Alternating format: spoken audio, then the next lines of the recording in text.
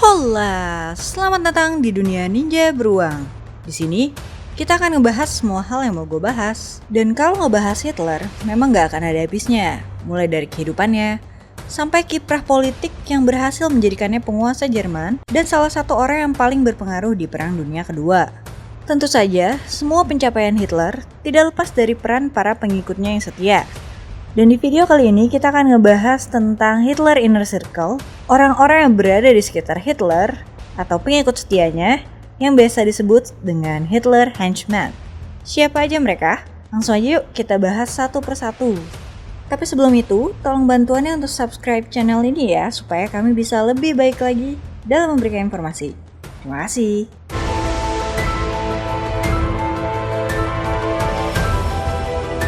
Yang pertama ada Rudolf Hess.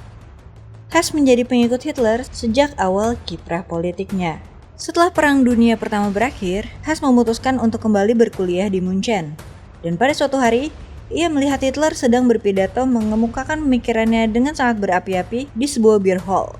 Yang mana, hal ini membuat Hess sangat terpukau. Sejak saat itu, ia menjadi pengikut dan mengabdikan dirinya sepenuhnya kepada Hitler. Bahkan, ia rela untuk ikut di penjara setelah kudeta yang dijalankan Hitler gagal di tahun 1923.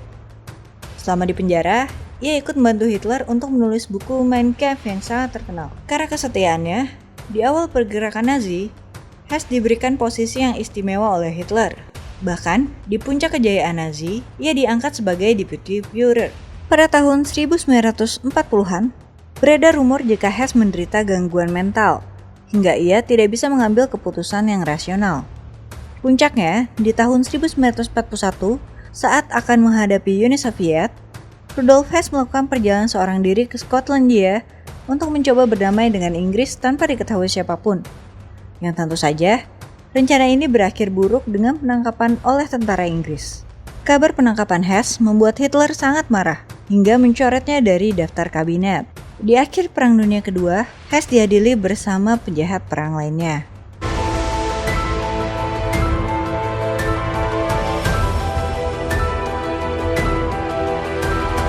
Yang kedua, ada Hermann Göring. Di Perang Dunia Pertama, Göring adalah seorang pilot angkatan udara yang mendapatkan banyak penghargaan. Sama seperti Hitler, ia sangat sulit menerima kenyataan tentang kekalahan Jerman di Perang Dunia Pertama.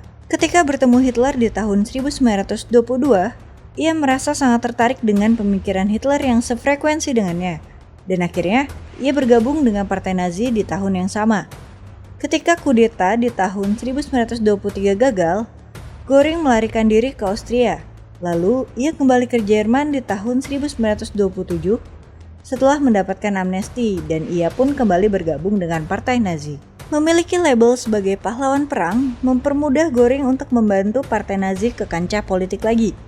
Hal ini membuat Hitler mempercayainya, dan di tahun 1933, Hitler mengangkatnya sebagai Menteri Dalam Negeri Prusia. Tak hanya itu, ia juga diangkat sebagai Menteri Kehutanan dan juga Menteri Penerbangan yang menaungi Angkatan Perang Udara Jerman, yaitu Luftwaffe. Di awal Perang Dunia Kedua, Luftwaffe Göring sempat tampil cemerlang memenangkan beberapa peperangan. Sayangnya, kecanduan Göring akan obat-obatan membuatnya tidak mengemban tugas dengan baik di banyak pertempuran lainnya, yang menyebabkan banyak kekalahan bagi Jerman. Menjelang kekalahan Jerman, di akhir Perang Dunia Kedua, Göring mengirimkan pesan kepada Hitler untuk meminta Hitler memberikan kekuasaan kepadanya. Hal ini mendapat tanggapan negatif dari Hitler dan menyebut Göring sebagai seorang pengkhianat.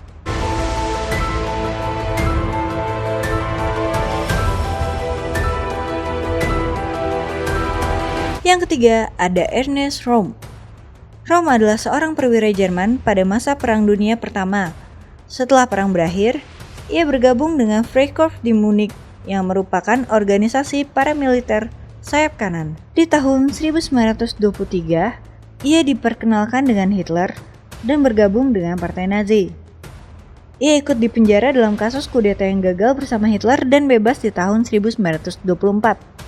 Ketika bebas, ia bersama Hitler kembali membangun Partai Nazi dan mengembangkan kembali organisasi paramiliter Nazi, yaitu SA. Ketika Hitler dan Nazi berkuasa di Jerman pada tahun 1933, Rom memimpin faksi sosialis di dalam partai Nazi. Faksi sosialis ini ingin menjadikan partai Nazi sebagai partai sosialis dan melakukan nasionalisasi terhadap industri di Jerman, di mana hal ini sangat bertentangan dengan Hitler yang tidak menyukai ajaran sosialis dan menjadikan awal dari kerenggangan hubungan mereka.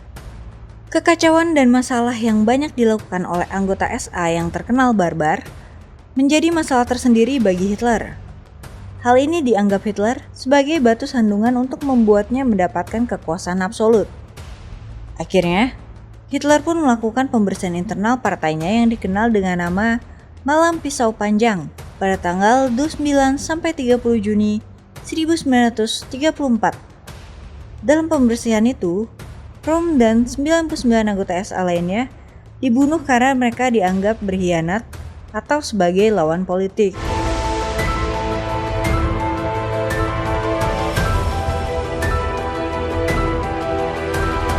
Yang keempat ada Albert Speer, di mana ia lebih dikenal sebagai arsitek Nazi.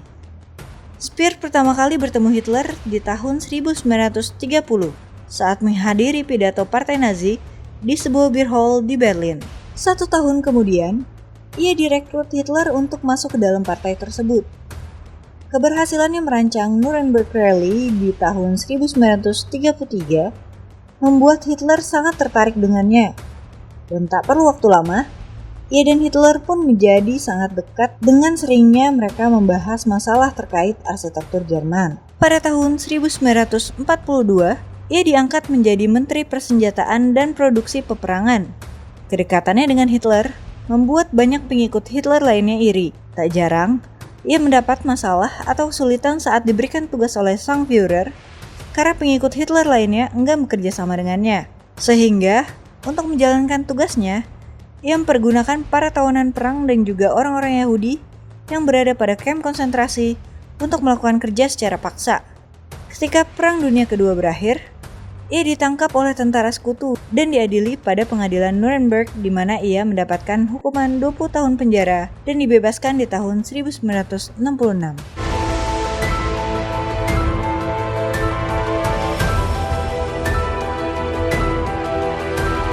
Yang kelima ada Martin Bormann. Di tahun 1925, Bormann bergabung dengan Partai Nazi di Thuringia. Ia memulai keanggotaannya sebagai staf biasa, mulai dari anggota daerah, lalu pindah ke bagian pusat, hingga akhirnya ia berhasil menjabat di parlemen.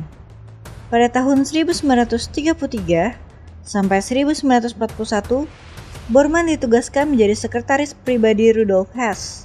Dan ketika Hess pergi dan ditangkap, ia berhasil dipilih untuk menggantikan posisinya sebagai Deputy Führer. Selama ia menjabat, ia selalu berada di dekat Hitler dan mengurus semua urusannya. Bahkan, dalam hal birokrasi, segala hal yang ingin disampaikan kepada Hitler haruslah melewatinya. Hal ini membuat Bormann memiliki kekuatan tersendiri untuk menyerang lawan-lawan politiknya. Di akhir Perang Dunia Kedua, Bormann mengikuti Hitler untuk tinggal di bunker hingga kematian sang Führer. Dalam surat wasiatnya, ia ditunjuk sebagai ketua Nazi. Namun sayangnya, tak lama setelah ia mendapatkan kekuasaan itu, ia ditembak oleh tentara Rusia yang sudah memasuki Berlin saat ia akan melarikan diri.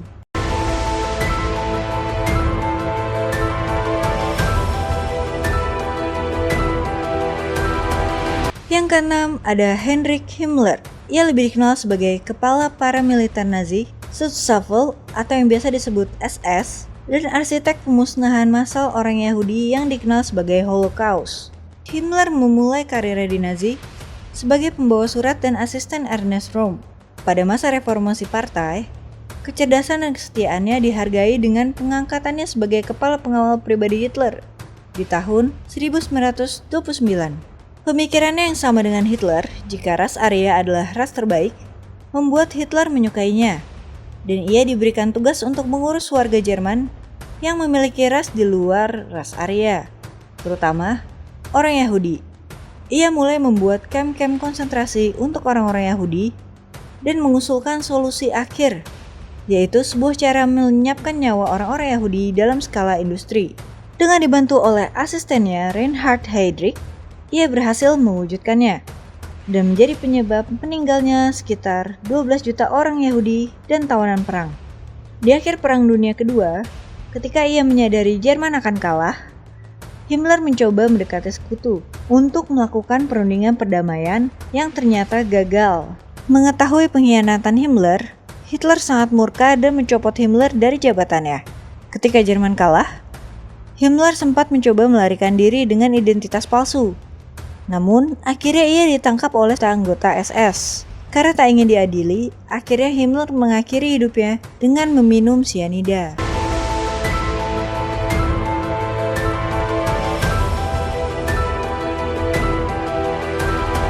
Yang ketujuh dan yang terakhir akan dibahas di video ini adalah pengikut Hitler yang paling setia.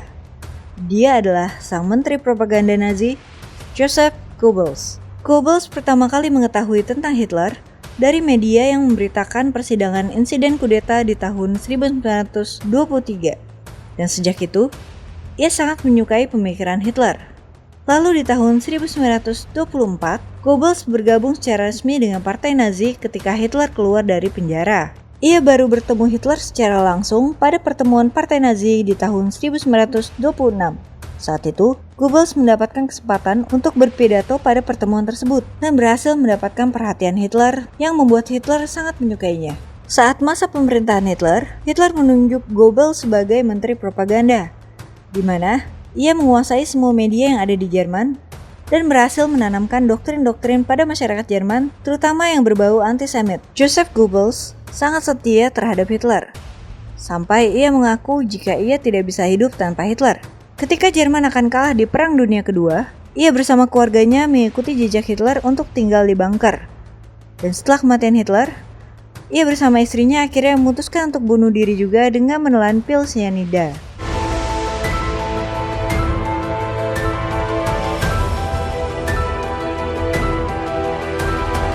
Itulah beberapa kisah pengikut setia Hitler. Meskipun masih banyak pengikut setia lainnya yang nggak termasuk ke video ini. Maaf ya. Terima kasih sudah menonton video ini. Mohon maaf bila ada salah-salah kata atau kesalahan informasi. Tolong bisa dibantu dikoreksi di kolom komentar ya. Jangan lupa untuk bantu subscribe-nya supaya channel ini bisa lebih baik lagi. Jika kalian suka videonya, kalian bisa kasih like-nya dan share video ini. Sekali lagi terima kasih banyak dan sampai ketemu di video selanjutnya. Salam dari Ninja Beruang. Bye-bye.